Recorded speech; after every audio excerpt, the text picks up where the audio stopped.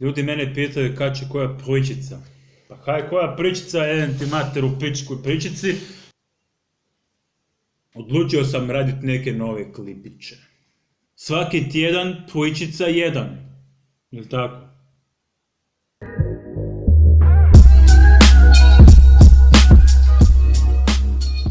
Ajmo lagano sa prvom pričicom. Molimo ljude da se opuste, legne lagano na kauč, noge iza glave, rukama na tijelo ili na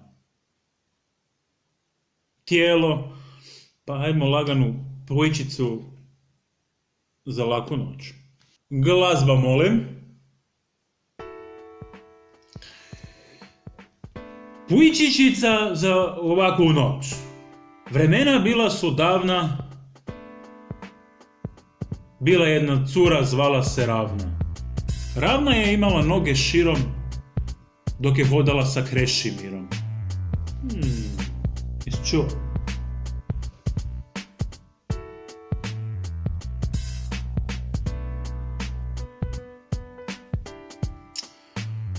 Pošli su u šumicu, ravno bila je zima. Bila je dobra klima. Krešo nije mogao vjerovati da za curu ima glumicu.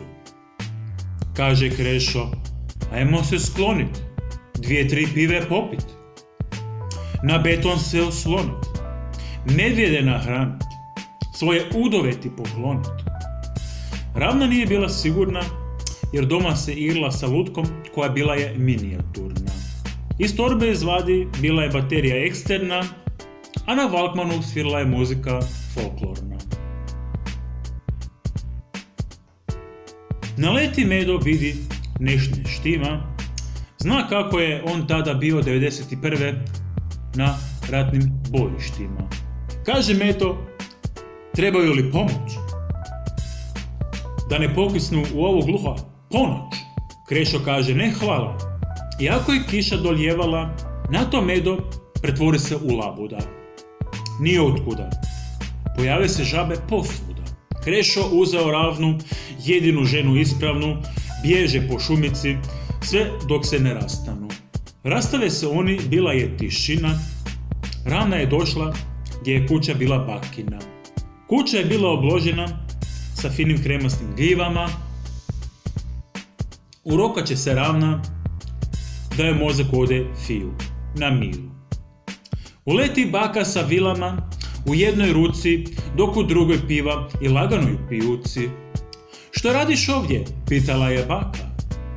Kaže Ravna, nema mama i tata, samo lakat i šaka.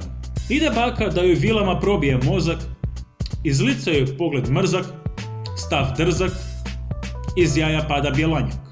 Uletava Krešo iz 5. dimenzije, umjesto kose ima ekstenzije. Ova priča je od loše verzije, ko da radiš jeftino za nekoje od agencije.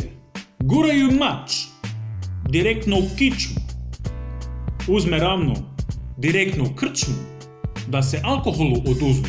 Ravna na kraju izvadi iz džepa, bile su to gljive direktno iz geta.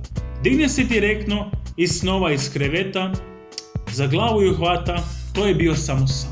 Dođe Krešo sa konjem od jednoroga, pitaj Boga otkud ga je domoga. Zar nije to bio san? Pitala je Ravna. Ne, kaže Krešo, popili smo puno pive, ali gljive nam su bile one prave. Ova priča bit će nezaboravna i svi su živjeli dugo i sretno.